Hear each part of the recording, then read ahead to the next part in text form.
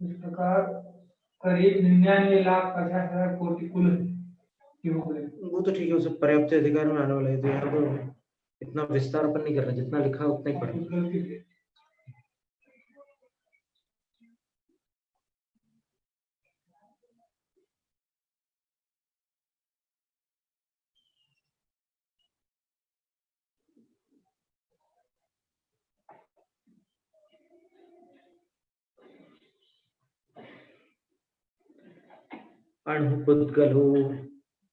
अणुपुद्गलो भेद्यावयवः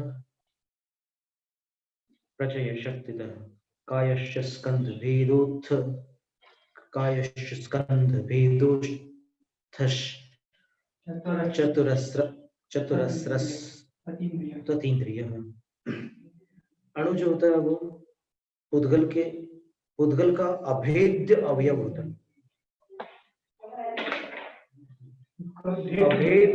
अभेद्य अवयव रूप पुद्गल अणु होता है। और प्रचय शक्तितः कायश्च, वह अणु जो है स्कंद बनने की शक्ति होने के कारण काय कहलाते हैं, बंधन होते हैं।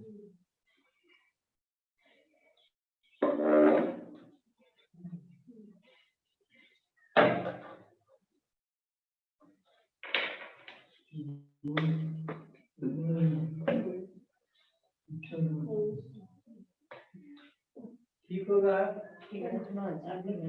अब दुबले पत्ते हो गए, दुबले पत्ते दिख रहे हैं, जब आए तो ठीक थे। आपको कमजोरी है ना, इसलिए उसके पास की है।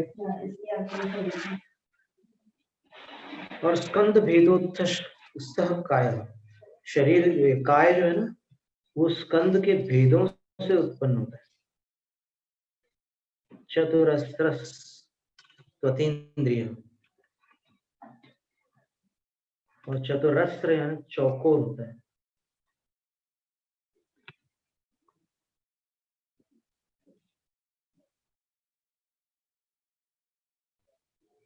कौन चौकोर होता है? तो अणु चौकोर होता है। अब ये एक मान्यता है ऐसी कि अणु चौकोर होता है। दूसरी मान्यता ये है कि अणु गोल होता है। दो प्रकार की मान्यताएं चलती हैं। तो यहाँ पर चतुरस्र अणु जो है वो चतुरस्र होता है।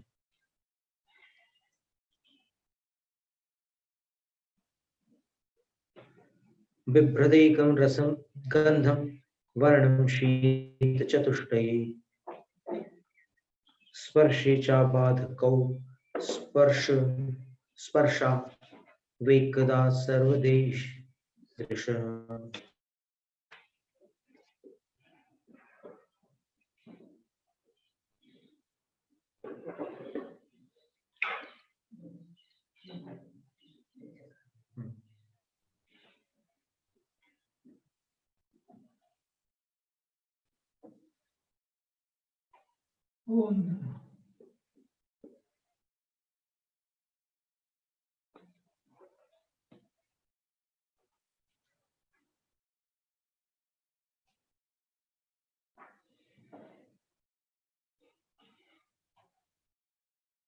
एकम रसम बिभ्रत, अणु के पास एक रस अर्थात स्वाद होता है।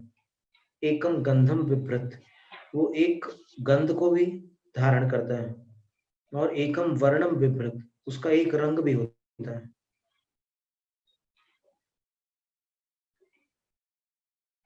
और शीत चतुष्टयी स्पर्शे,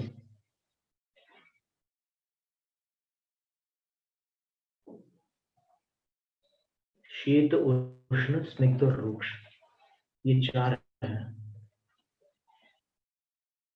इनमें से एकम बिभ्रत, एक को धारण करता है।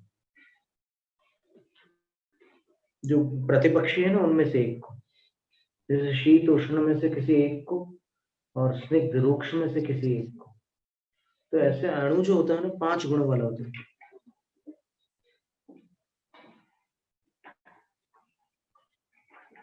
और सर्वदा ईदृश, हमेशा इस तरह का इसमें ये 5 गुणों वाला क्रम बना रहता है। लेकिन वो स्पर्श कौन से होंगे? अबाधको स्पर्श हो। शीत आदि जो 4 स्पर्श है ना, शीत, उष्ण, स्निग्ध, रुक्ष, इन 4 में से अबाधक 2 स्पर्श उसमें रहेंगे। अबाधक कौन सा? उष्ण और शीत बाधक है ना, तो उनमें से कोई एक रहेगा। फिर स्निग्ध और रुक्ष, ये भी परस्पर बाधक है, तो स्निग्ध अथवा रुक्ष में से कोई एक रहेगा। इस तरह 5 गुणों वाला परमाणु होता है। परमाणु शब्द दिया है या नहीं? अणु शब्द है। जलकादि महास्कंद पर्यंतानंत पर्यया परमाणु विभावास्य भेद संघात संभवा। 2 अणु को आदि लेकर के लोक प्रमाण महास्कंद पर्यंत अनंत पर्याय होती है पुद्गल की। और ये लोक पर्यंत जो महास्कंद है वो ऐसी पर्याय है कि जो सूक्ष्म परिणाम को प्राप्त है, किसी को दिखते ही नहीं और फिर किसी से टक्कर भी नहीं होती उसमें। तो ये परमाणु विभावास्य, अब परमाणु शब्द है, ये परमाणु के विभाव पर्याय होती है। और कैसे बनती है? भेद संघात संभवा, भेद और संघात से उत्पन्न होती है।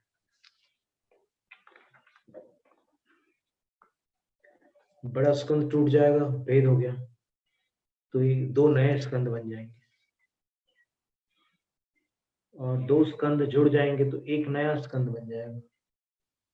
अब इसका उदाहरण चौके में जो रोटियां बनती है ना, तो उसमें से लोई ऐसे खींचते हैं, फिर उसमें से कुछ कम कर देते हैं, कभी कुछ मिला देते हैं, तो वो भेद संघात कहलाता है।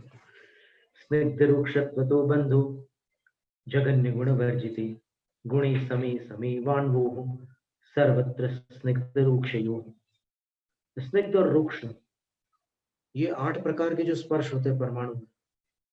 बोले परमाणु में 5 प्रकार के होते हैं, पुद्गल के 8 स्पर्श बताए गए। हल्का, भारी, ये जो है ना, ये स्कंद में होता है, ये एक अणु में नहीं होता है। और कौन सा? चिकना और नरम और कठोर, ये परमाणु में नहीं होते हैं। ये 4 स्पर्श स्कंदों में होता है। तो ये जितने भी स्पर्श है उसमें से कौन सा ऐसा स्पर्श है जिसके कारण एक परमाणु दूसरे परमाणु के साथ बंधन को प्राप्त होता है? तो आचार्य कह रहे हैं स्निग्ध रुक्षत्व तो बंधन। स्निग्ध और रुक्ष, बस ये 2 ही स्पर्श ऐसे हैं जिनसे बंधन होता है परमाणुओं का एक दूसरे से। बाकी ठंडा गरम गरम से कुछ नहीं होता, बंधन में वो सहायक नहीं होते। और जगन्य गुण वर्जित है। अब इसमें शर्त ये रखी है कि जब उनमें हानि वृद्धि होती है ना, स्निग्धता में हानि होती है, कभी अगुरु लघु गुण के निमित्त से प्रत्येक गुण में हानि वृद्धि होती है। ऐसा पंचास्तिकाय की एक गाथा में अगुरु लघु का अनंता, अगुरु लघु गुण अनंत होते हैं और वो एक एक गुण में हानि वृद्धि पृथक पृथक करते हैं। अगर एक ही अगुरु लघु गुण होगा ना, तो फिर जो हानि का दौर होगा, हानि का, वो सभी गुणों में एक साथ हानि होगी। और अगर वृद्धि होना चालू हो गई तो सारे गुणों में वृद्धि होगी। लेकिन ऐसा नहीं है, किसी के वीर गुण में वृद्धि हो रही है, ताकत बढ़ रही है, पहलवानी कर रहे हैं, लेकिन दिमाग नहीं चल रहा है, बल्कि दिमाग कमजोर भी हो जाता है कुछ लोगों का। तो ज्ञान गुण में हानि हो रही है, तो ये वृद्धि हानि अगर एक अगुरु लघु गुण से होती तो फिर आत्मा के शेष गुणों में समान रूप से हानि वृद्धि करते। लेकिन ऐसा नहीं, अगुरु लघु का अनंता पंचास्तिकाय में गाथा आती है। ऐसे ये केवल जीव के लिए नहीं है, अजीवों में भी गुण पाया जाता है। अगुरु लघु 4 स्थानों पर आता है। एक ये अगुरु लघु है और एक अगुरु लघु 6 सामान्य गुणों में है कि जो जीव जो उस द्रव्य को अपनी सीमा का उल्लंघन नहीं करने देता, वो अगुरु लघु, ना उसको बढ़ने देता है ना घटने देता है, वो द्रव्य जैसा है वैसे ही रहता है अनादि निधन, वो एक अगुरु लघु गुण है। और फिर एक अगुरु लघु गुण वो होता है जो सिद्धों में पाया जाता है, गोत्र कर्म के क्षय से अगुरु लघु हो जाता है। और फिर एक अगुरु लघु होता है जो नाम कर्म है, जिससे जमीन में धंसता नहीं, इतना भारी नहीं होता कि जमीन में धंस जाए, और इतना हल्का भी नहीं होता है कि वो पैर ही नहीं रख सके जमीन पे, ऐसे हवा में ही तैरता रहे, ऐसा नहीं। तो 4 स्थानों पर अगुर लघु है, और ये अगुर लघु जो है ना उसमें जगन्य गुण वर्जित है। यानी उसमें क्या हुआ कि अगर हानि का दौर चला, हानि चलते चलते चलते चलते चलते एक अविभाग परिच्छेद रह गया उसका, स्निग्ध का अथवा रूक्ष का, तो एक जो है वो जगन्य गुण है। और उस एक पर अविभाग परिच्छेद, अविभाग परिच्छेद का अर्थ होता है शक्त्यंश, भाव, द्रव्य क्षेत्र काल भाव बोलते हैं ना, तो भाव इसको कहते हैं अविभाग परिच्छेद। तो ये परिच्छेद प्रतिच्छेद दोनों शब्द आते हैं। तो अगर एक रह गया तो फिर वो चिपकेगा नहीं, ऐसे ऐसे अलग हो जाएगा, बंद नहीं होगा, बंद पर्याय को प्राप्त नहीं होगा। और गुणे समय असमय, वो चाहे समगुण हो या असम गुण हो, लेकिन गुणे वाण्वो सर्वत्र स्निग्ध रूक्षयो, तो 3 और 5 में बंद हो सकता है, आगे बता ही रहा दूसरे श्लोक में। जघन्य गुण से रहित गुणों के द्वारा चाहे समधारा हो या विषम धारा हो, अण्वो हो, 2 अणुओं का, कैसे अणु है वो 2, स्निग्ध रूक्ष हो, स्निग्ध हो अथवा रूक्ष, दोनों हो सकते हैं, उनका सर्वत्र बंध, हमें सब जगह बंद हो जाता है। अब इसके बाद बंद का नियम बता रहा है, द्विभाग प्रतिच्छेद विहीनेन तो बंधनम, स्निग्धा स्निग्धाणु नास्य स्निग्धाणु सजातो वृक्षयोस्तथा।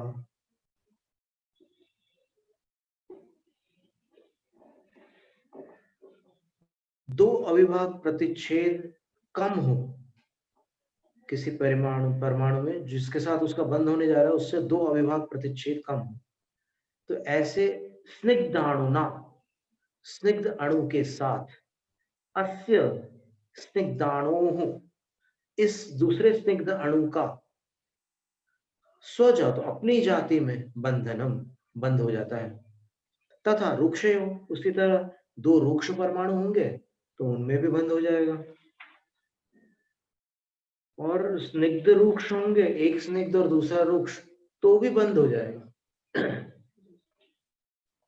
जैसे मगध का जो लड्डू बनता है उसमें जो बेसन होता है वो रूक्ष गुण वाला आता है, और जो घी होता है वो स्निग्ध गुण वाला होता है, तो स्निग्ध रूक्षत्वाद बंद हो जाता है दोनों।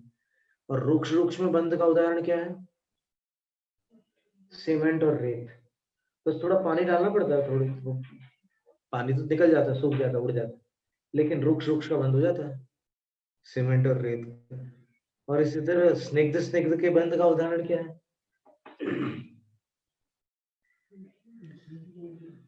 जैसे एक तेल में दूसरा तेल मिला लेते हैं, मिलावट करने वाले व्यापारी लोग सस्ता तेल महंगे तेल में मिला दिए तो तेल तेल मिल जाता है, तो स्निग्ध स्निग्ध का बंद हो गया, ऐसा है। लेकिन अगर 2 गुण से अधिक गुण होंगे या कम गुण होंगे तो फिर मिलन नहीं होगा। जैसे आप तेल पानी में डालो तो उसमें 2 गुण से अधिक है ना, तो मिलने का सवाल ही नहीं उठता, बंद नहीं होगा, ऐसा है। स्कंद देश प्रदेशाणु भेदो वाखिल पुद्गलः, स्कंदो ज्येष्ठ महास्कंदः स्यादन्यश्च धरादिकः, अतो हीनोऽणुतो याव दर्धन देशस्ततः क्रमात् हीनाणु हीनाणु हीना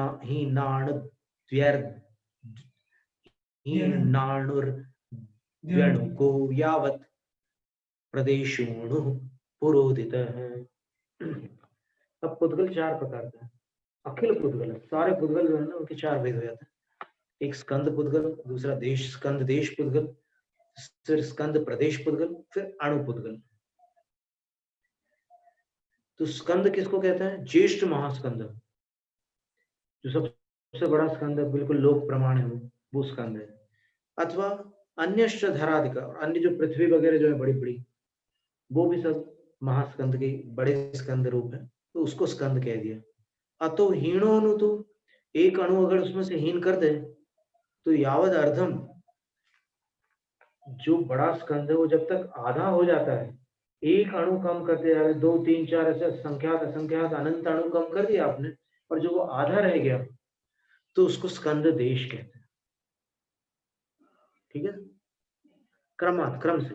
और फिर हीनाणुर, जणु को फिर उससे एक अणु कम कर दो आधे से, और जब तक 2 अणु शेष न रह जाए यावत, तब स्कंद प्रदेश है। प्रदेश, स्कंद प्रदेश कहलाता है। मतलब ये हो गया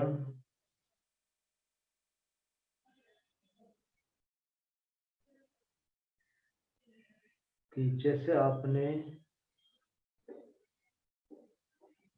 एक केला ले लो, आप उसको आप स्कंद का उदाहरण समझ लो, एक दृष्टांत के रूप में, और उसको थोड़ा कम करो, थोड़ा कम करते करते जब तक आधा कम करोगे तब तक वो स्कंद देश है।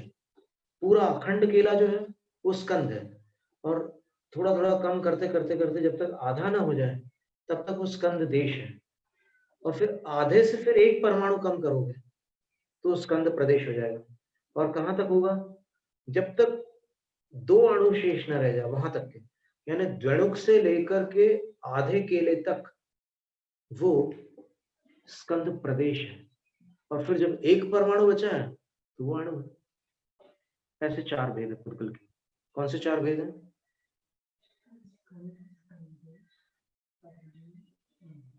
स्कंद, स्कंद देश, स्कंद प्रदेश और अणु, ऐसे 4 भेद है।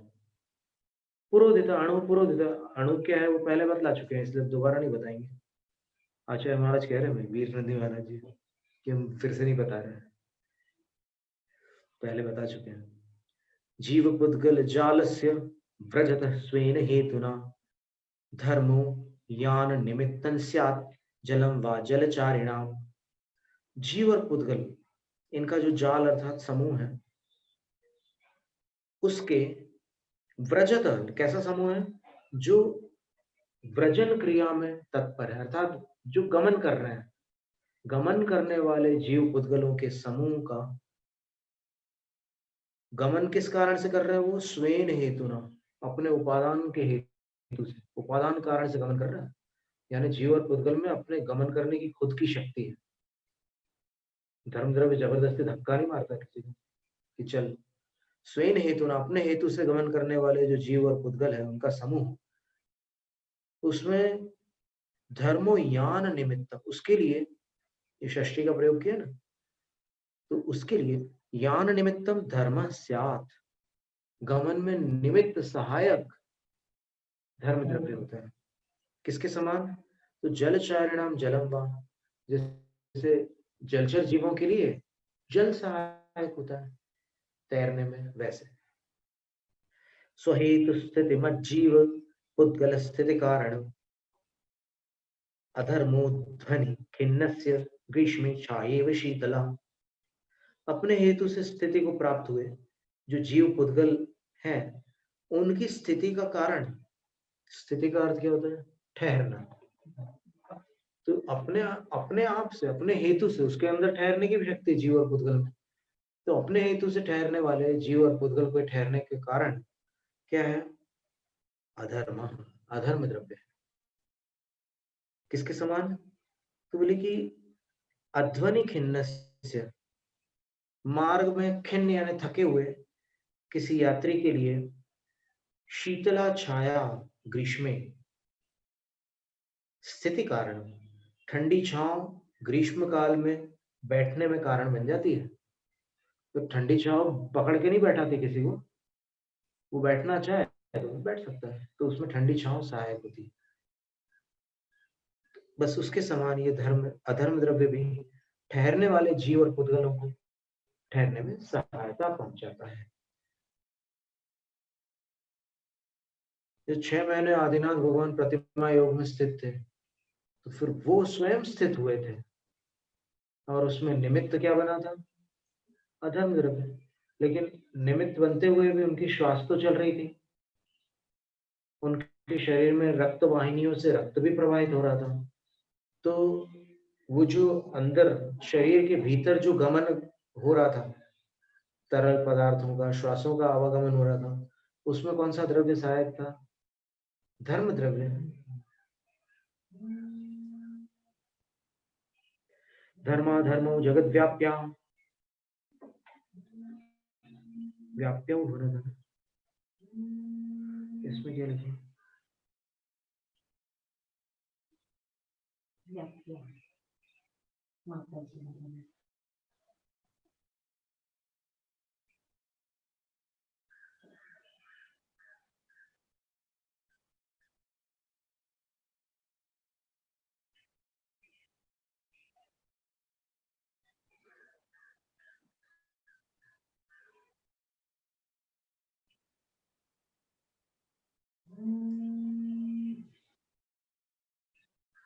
तो व्याप्या को रूपिणों के साथ जोड़ना पड़ेगा, इतने दूर लिखने से तो काम बिगड़ जाएगा।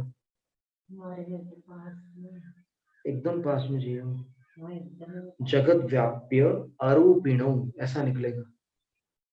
धर्म धर्मो जगत व्याप्या रूपिणो सर्वदा स्थितो कालाणवो जगन्मात्राश चैवन्तु मणिराशिव।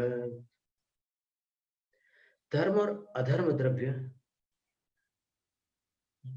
अरूपिणो, रूपी नहीं है, अरूपी है।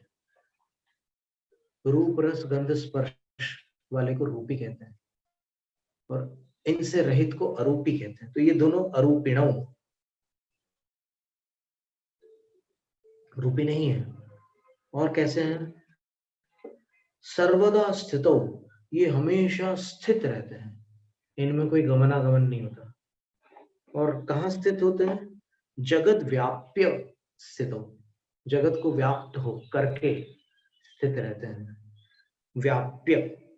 और फिर अरूपिणों का अ इसमें संधि करने पर जुड़ गया, व्याप्या हो गया। ठीक है। और कालाणु, कालाणु कितने हैं? जगन मात्रा, लोक प्रमाण है, जितने लोक के प्रदेश हैं उतने। एवं तो यानी जैसे धर्म और अधर्म का वर्णन किया, इसी प्रकार कालाणु भी होते हैं। तो ये कालाणु जो होते हैं मणि राशिवत जगन मात्रा, ये साथ में जोड़ लेना। रत्नों की राशि के समान, मणियों की राशि के समान जगत मात्र, माने पूरे जगत के एक एक प्रदेश में एक एक कालाणु व्याप्त है, भरा हुआ है, स्थित है। व्याप्त तो हो नहीं सकता क्योंकि एक प्रदेशी है, तो एक प्रदेशी व्याप्त यानी फैलेगा कैसे? एक प्रदेश में ही रहेगा। देखो ये सम्यक दर्शनाधिकार चल रहा है, यानी दर्शनाचार का वर्णन है। और दर्शनाचार में जो केवली प्रणीत तत्व है वो बता रहे हैं। तो वो चूंकि श्रद्धा से ही उसमें उनको पकड़ा जा सकता है। आपके पास शक्ति नहीं है कि आप इनको बिना जिनवाणी के समझ लो। ते प्रत्येकम विवर्ताप्ति हेतवः सर्ववस्तव वस्तुनः गौण कालस्तु पर्याय स्थिति स्यात् समयादिका। ते कालाणवः, ये मुख्य काल है। कालाणु, ये मुख्य काल जो होते हैं, प्रत्येकम एक एक कालाणु, विवर्ताप्ति हेतव सर्व वस्तु, सब वस्तुओं के लिए विवर्तन की प्राप्ति में हेतु होते हैं। यानी एक पर्याय से पर्यायांतर को प्राप्त करने में ये कालाणु ही सब द्रव्यों को सहायक होते हैं। और गौण कालस्तु, जो दूसरा गौण काल है वो क्या है? बोलचाल में जिसको अपन काल बोलते रहते हैं ना, वो गौण काल है। वो क्या होता है? पर्याय स्थिति स्यात्, उस पर्याय का काल कितना है वो बताने वाला गौण काल है। समय आदि का, और उसकी अवधि क्या है? एक समय। और आदि शब्द से फिर आदि तो उसकी लिमिट नहीं है, आदि कोई सीमा नहीं है। फिर आकाश द्रव्य का वर्णन कर रहे हैं। व्योमा मूर्तन स्थितन नित्यम चतुरस्रं समं घनम भावावगाह हेतुश्चा नंतानंत प्रदेशिकम। व्योमा मूर्तम, व्योम यानी आकाश कैसा है? अमूर्तम, अमूर्त है, यानी ये भी स्पर्श रस गंध वर्ण से रहित है। नित्यम स्थितम, हमेशा स्थित रहता, अथवा स्थितम, स्थित है, हलचली से रहित है, और नित्यम, शाश्वत है। चतुरस्रम, चौकोर है। समम, एक समान है हर जगह। घनम यानी ठोस है, कहीं पोला नहीं है। यद्यपि बाकी द्रव्यों के लिए आकाश खाली जगह रहती है, लेकिन आकाश अपने आप में एक द्रव्य है जो बिल्कुल पोला नहीं है। सूक्ष्म होने के कारण उसमें आवागमन किसी का भी हो जाता है, टकराता नहीं किसी से, घन है वो। और भावावगाह हेतु, अन्य पदार्थों के अवगाहन में हेतु होता है। और अनंतानंत प्रदेश, उसके प्रदेश अनंतानंत होते हैं। चतुरस्रम जो लिखा है, परमाणु को भी चतुरस्र लिखा और आकाश को भी चतुरस्र लिखा है। आचार्य वीरनदी सिद्धांत चक्रवर्ती की जो गुरु परंपरा थी, उसमें ये मान्यता, परमाणु के विषय में ये मान्यता रही होगी। और फिर यहाँ पर भी आकाश को भी चतुरस्र लिखा है।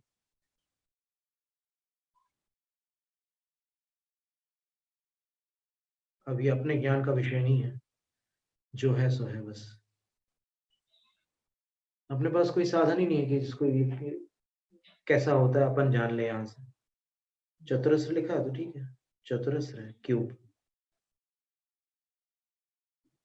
अस्तिकाया इमे कालम विना संतः प्रदेशिनः कायवद्येन कालो प्रदेश प्रचय शक्तिमान।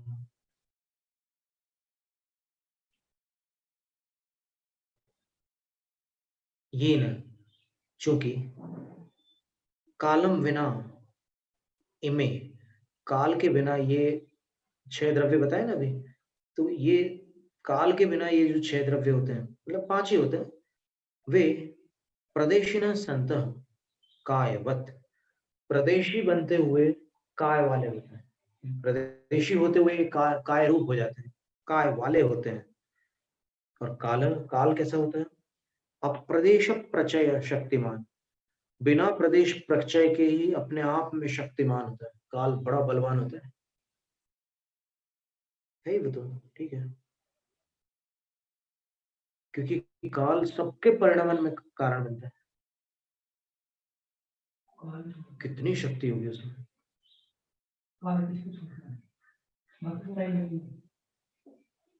जीवा जीवौ तयोः पुण्यम पापमाश्रव संवरम निर्जरा बंध मोक्षाश्चेत त्यर्थान नवविधाश्चते।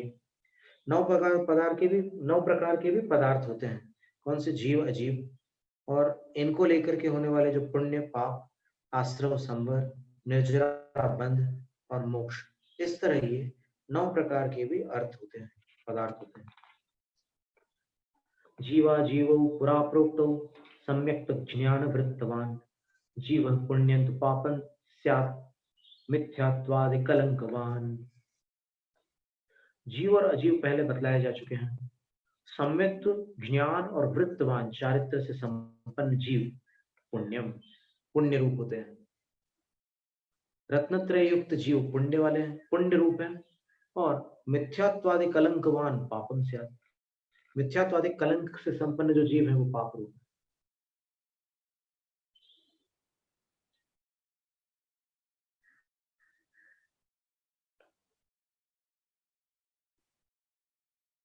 इसके बाद और आगे कहते हैं, स्याद जीवात्मकम पुण्यम पापम चाणुकदंबकम शुभानाम अशुभानांच कर्मणाम सुख दुखदम। अजीवात्मक पुण्य और पाप क्या होता है? अणुकदंबकम, जो जीव ने पुण्य पाप का बंध किया है, वो कार्मण वर्गणाएं जो है वो कर्म बंध के रूप में आत्मा में संलग्न हो गई है। तो वो जो पुण्य पाप है, परमाणुओं के समूह रूप अणु कदम्बक, कदम्बक का अर्थ होता है झुंड, गुच्छा।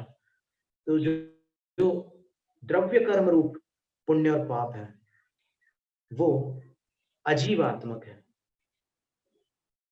और शुभानाम अशुभानां च कर्मणाम सुख दुखदम,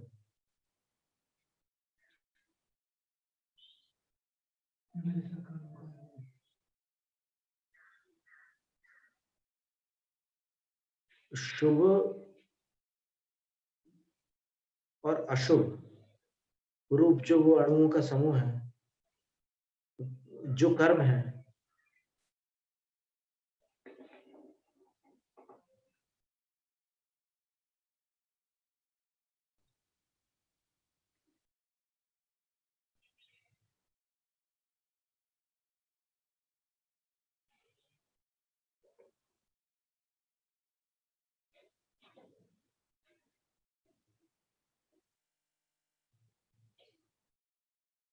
क्या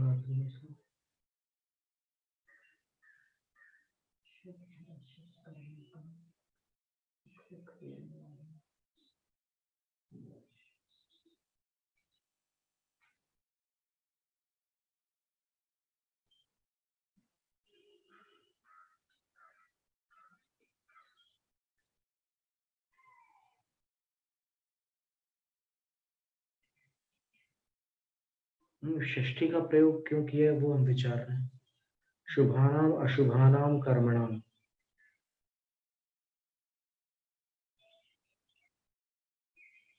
ऐसा लेना होगा। अजीवात्मकम पुण्यम शुभानाम कर्मणाम अणुकदम्बकम, ऐसा लेना होगा कि जो अजीवात्मक पुण्य है वो क्या है, शुभ कर्मों का परमाणुओं से बना समूह, वो पुण्य है। ठीक है। फिर अजीवात्मक पाप क्या है, अशुभानाम कर्मणाम अणुकदम्बकम, अशुभ कर्मों का जो परमाणु समूह है वो अजीवात्मक पाप यानी द्रव्य पाप है। भाव पाप जीव के भाव रूप होता है, और ये क्या करते हैं, पुण्य और पाप सुख दुखदम, सुख और दुख देते हैं। पुण्य सुख देता है और पाप दुख देता है। ये विवक्षा से ही ग्रहण करना है इसको। फिर दूसरी विवक्षा तो ये भी होती है कि धर्म सकल सुख दे, ये भी एक बात आती है ना।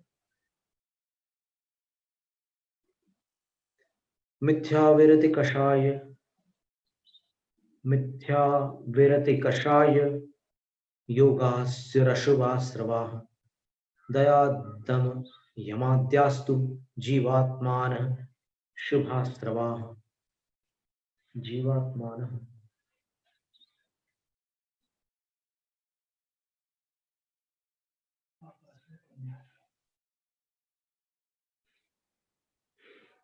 जीवात मनः हो सकता था षष्ठी में। जीवात मनः अगर पाठ हो माता जी की प्रति में, नहीं जीवात्मान कैसे बन सकता है, हो ही नहीं सकता ना। नहीं, ललाराम जी ने जीवात्मान दिया है, जीवात्मन होगा ना, जीवात्मा के लिए। मिथ्यात्व अवरति कषाय और योग, ये अशुभ आश्रवा स्यो, अशुभ आश्रम है। ठीक है, किसके लिए है, जीवात्मन, जीवात्मा के लिए है। और उसी जीवात्मा के लिए दया दम यमाद्यास्तु शुभाश्रवास्यो, दया है, दम है, दम यानी संयम है, और यम यानी महाव्रत है, अणुव्रत महाव्रत आदि शुभ आश्रम है। जीवात्मना होगा, जीवात्माना तो वही माता जी वाली पति में देख लेते,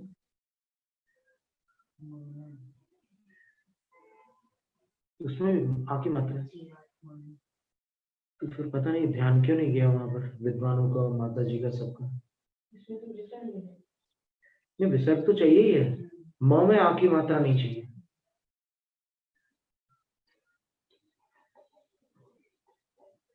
म में आकी मात्रा होगी तो फिर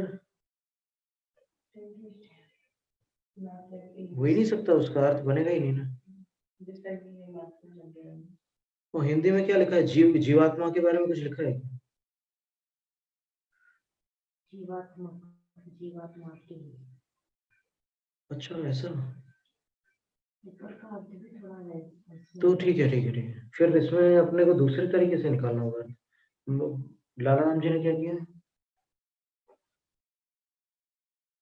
जीवात्माना का अर्थ हो गया, वो जो ऊपर बताया था ना, द्रव्य पुण्य और पाप, वो अजीवात्मक थे।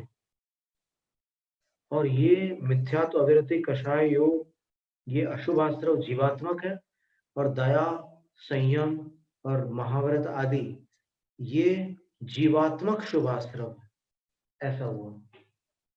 तब तो बिल्कुल कोई बात ही नहीं, क्योंकि तीनों प्रतियों में गलती नहीं हो सकती।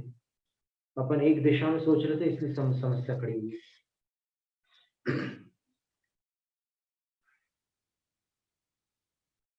बहुत अच्छा।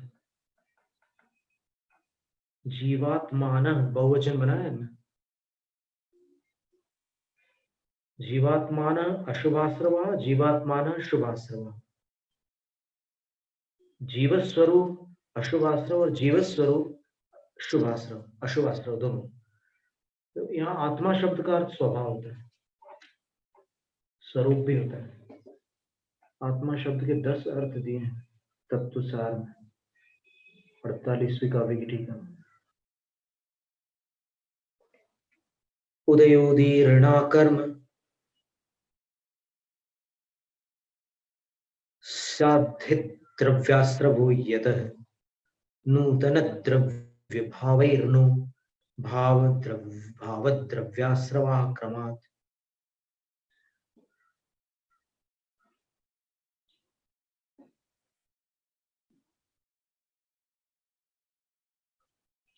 उदय और उदीर्णा रूप जो कर्म आ रहे हैं,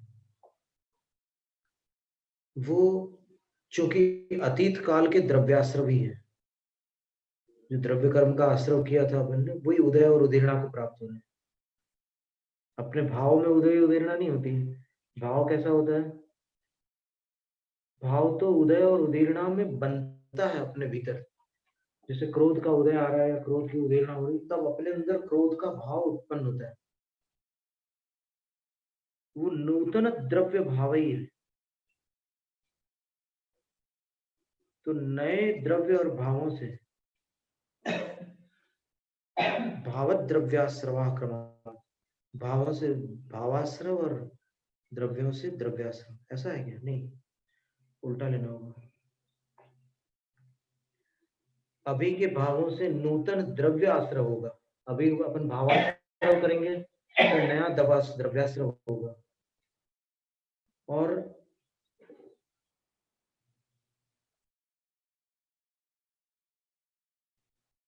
नए द्रव्याश्रव से भविष्य में फिर वैसे भाव बनेंगे अपने, तो वो भावाश्रव हो जाएगा। तो भावाश्रव द्रव्याश्रव में साधन बन जाता है। उदय और उदीर्णा रूप जो कर्म है, उदय उदीर्णा को प्राप्त करने द्रव्याश्रम है, क्योंकि हमारे नवीन द्रव्य और भाव से कर्म से द्रव्य और भावाश्रम, क्रम से, क्रमांत लिखा ना, क्रम से द्रव्य और भाव आश्रव होता है।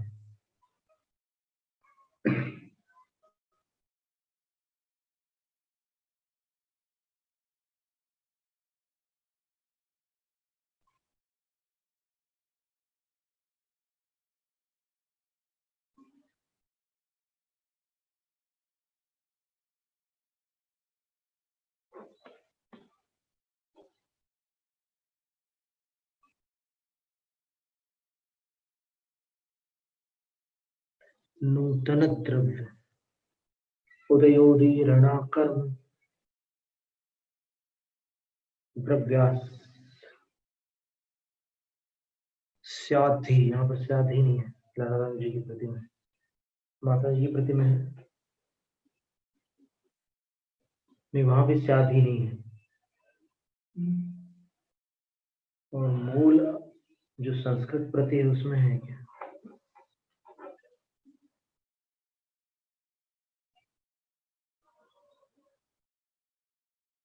नहीं, उसमें भी नहीं है। तो 3 प्रतियों में 2 अक्षर छूटे हुए हैं। और जो भांडारकर इंस्टीट्यूट वाली जो प्रति मिली है उसमें स्याद्धि ऐसा पाठ है। उदय और उदीर्णा रूप जो कर्म है वह यतः द्रव्याश्रवो स्यात्, वही चूंकि द्रव्याश्रव है, उदय और उदीर्ण रूप कर्म अतीत काल का द्रव्याश्रव हो गया, तो पुराना हो गया। और फिर यहाँ नीचे नूतन द्रव्य भावेर, नए जो द्रव्य और भाव है उनसे क्रमात् भावत द्रव्याश्रवा, भावेर नो का अर्थ क्या लिया है यहाँ पर?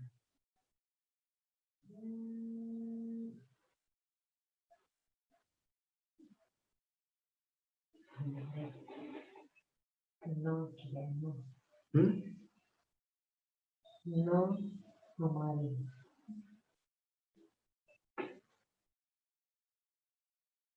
इसमें भी नो शब्द दिया है।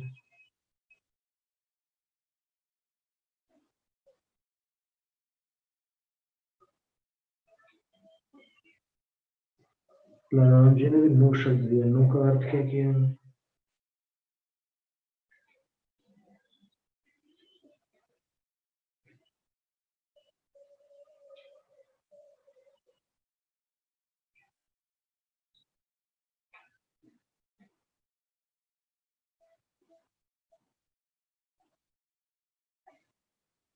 नो शब्द का अर्थ नहीं आया है। तो माता जी के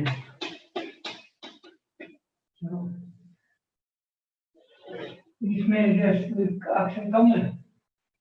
नहीं, ऊपर वाले चरण में पूर्वार्ध में अक्षर कम है, लेकिन नीचे वाले में जो नो शब्द है, नो शब्द का अर्थ क्या लेंगे?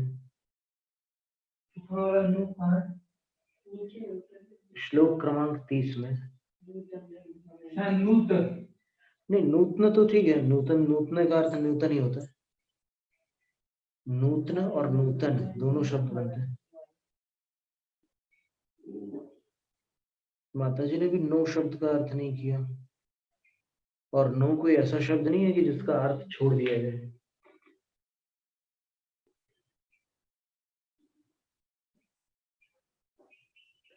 और नो शब्द का अर्थ ऐसा लग, नूतन द्रव्य, नूतन का अर्थ नवीन होता है, उसमें कोई आपत्ति नहीं है। सिर्फ जो नो शब्द है, भावेर नो शब्द का अर्थ ये भी होता है हमारे लिए। न अस्मत् का बहुवचन है, षष्ठी का, हमारे लिए, ऐसा अर्थ तो निकल सकता है। पंडित जी ने हमारे शब्द तो दिया है नो का अर्थ, और इधर क्या दिया है माता जी ने?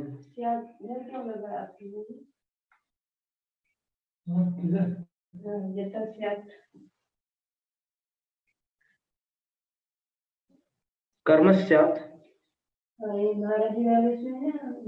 नीचे वाली पंक्ति में भी स्यात् दिया है, नूतन।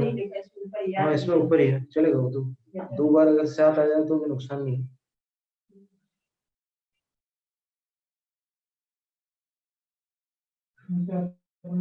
न का अर्थ माता जी ने हमारी लिखा है, सही लिखा है। क्या लिखा है? ठीक है, माता जी ने और पंडित ने दोनों ने सही लिखा है। पंडित ने टिप्पणी में लिखा है कि श्लोक का विन्यास संदिग्ध है। कहाँ पर? अच्छा, नीचे लिखा है, इस श्लोक का विन्यास संदिग्ध है।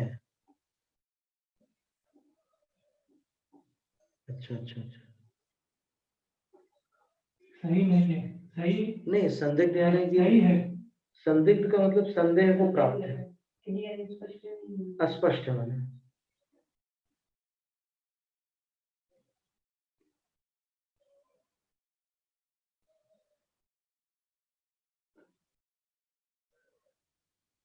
इसमें पंडित लालाराम जी ने हमारे शब्द नहीं लिखा। नो का अर्थ तो हमारे बन जाता है, एकदम सही बात है। अब इसका सारांश क्या लेना अपने को? उदय और उदीरणा में आने वाले जो भी कर्म है वो अपने पुराने द्रव्याश्रव से संचित कर्म है। पहले जो अपन ने द्रव्याश्रव किया था ना, परमाणुओं का संचय किया था कर्मों के, उनकी उदीरणा होती है, उनका उदय होता है। और जो अपने अंदर नए द्रव्य कर्म और भाव, नए द्रव्य और भाव हो रहे हैं, अथवा नवीन द्रव्य और भावों के कारण जो हमारे लिए भाव और द्रव्य आश्रव हो रहे हैं, क्रमात् लिखा है, तो क्रम से क्या लेना अपने को? द्रव्य से भाव हो रहा है और भाव से द्रव्य हो रहा है, ऐसा लेंगे तभी तो क्रम कहलाएगा, अन्यथा क्रम नहीं बनेगा। नए द्रव्य से भाव होते हैं और उन भावों से द्रव्य का आश्रय होता है। कौन सी प्रतिमा लिखा और है? नए भाव से नए द्रव्य आश्रय होता है।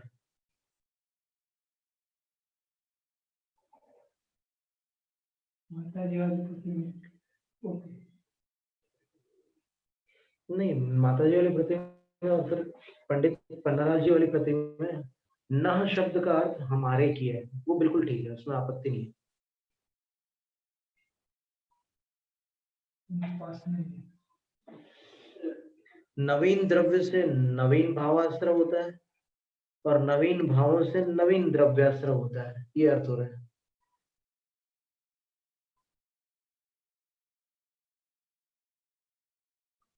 कोई नई चीज अपने सामने आ गया, अपन ने राग द्वेष किया तो भावाश्रय हो गया, और फिर ये नवीन भाव थे राग द्वेष, तो इनसे नवीन द्रव्याश्रय हो जाएगा।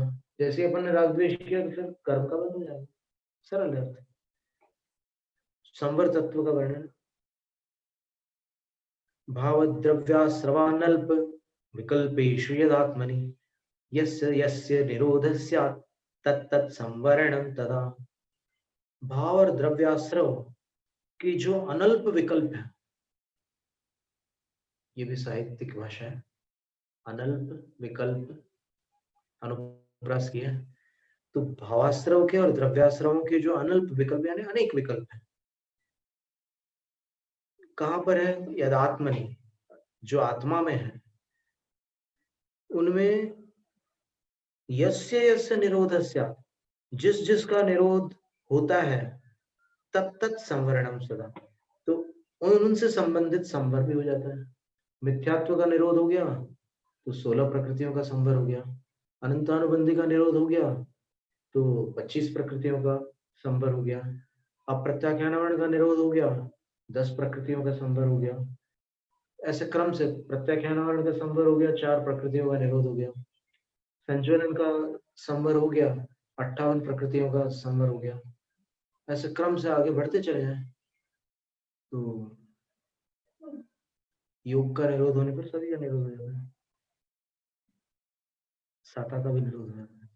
तो अपन इसकी गिनती करें कितनी हुई प्रकृतियां? 16, 25। गिनती वाले तो सुनकर एकदम कानों तक जाएगी बात।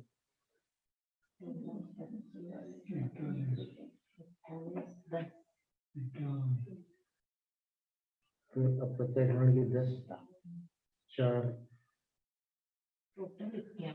प्रत्याख्यान की, फिर 58 संचलन, 113 प्रकृतियों में।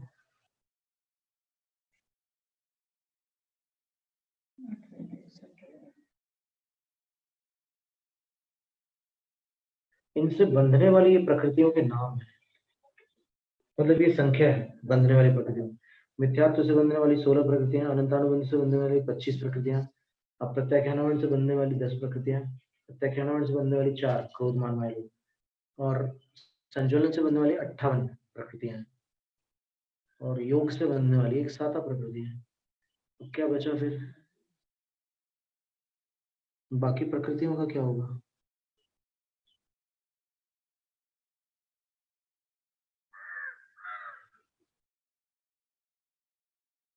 कुछ व्यवस्था है, इसलिए उसको देखना होगा अपनी संदृष्टियों में। कर्मकांड में मिलेगा ये विषय, राजवार्तिक में भी मिल जाएगा।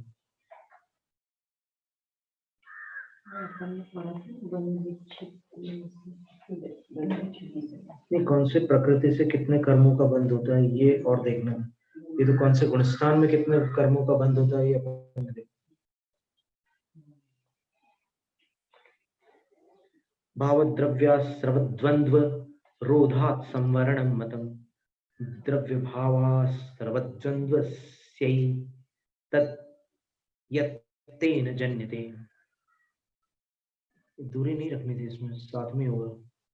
एतत् भाव और द्रव्याश्रव इनके युगल का निरोध होने से संवर माना जाता है। और द्रव्य और भावाश्रव का जो जोड़ा है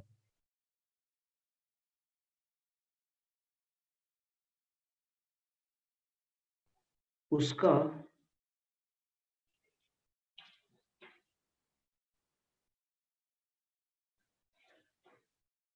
एतत् यह संवर उसका होता है, द्रव्य और भावाश्रव दोनों का। यत् तेन जन्यते, क्योंकि वो तेन उससे उत्पन्न होता है।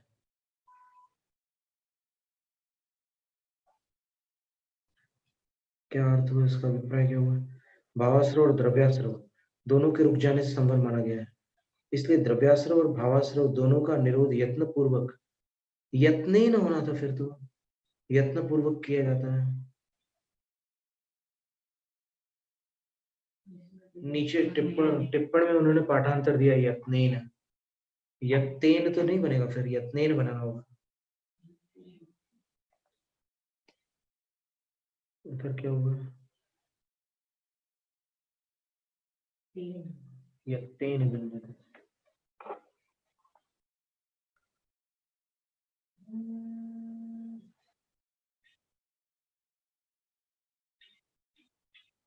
बड़े प्रयत्न के साथ करना चाहिए, तो फिर यत्तेन नहीं है, यत्नेन है।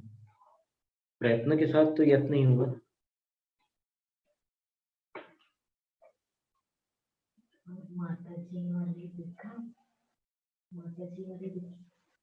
माता जी वाली है।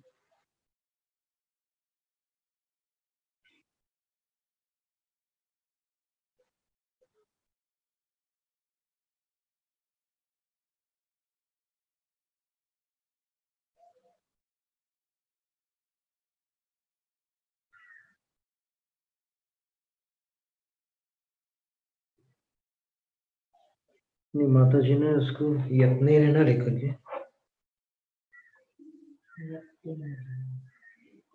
यत जो,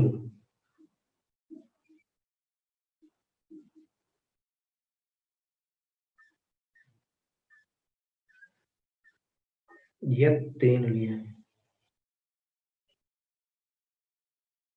जिन द्रव्य भावाश्रव से कर्म उत्पन्न होते हैं उन भावत द्रव्य आश्रवों का निरोध हो जाना ही संवर है। अर्थात द्रव्याश्रव का निरोध द्रव्य संवर है और भावाश्रव का निरोध भाव संवर है। ठीक है, ये भी अच्छा है।